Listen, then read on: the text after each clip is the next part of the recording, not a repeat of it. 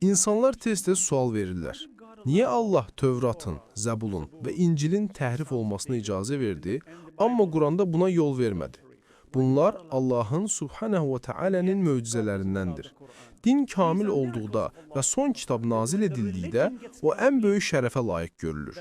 Buna görə də insan məntiqlə, digər dəlillərlə yanaşı belə nəticəyə gələ bilər ki, əvvəlki kitabların kənara çəkilməsinə icazə verildi ki, qiyamət günü Allah üçün bir dəlil olsun.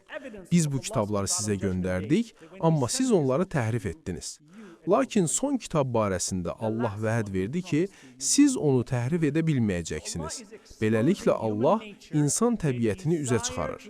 İnsanların beyninin içinə sızmaq, onu dəyişdirmək istəyini. Qardaşlar və bacılar, insanın Allahın dininə əl uzadıb onu dəyişməsindən daha dağıdıcı və daha zərərli bir şey yoxdur. Bu son dərəcə məhv edicidir.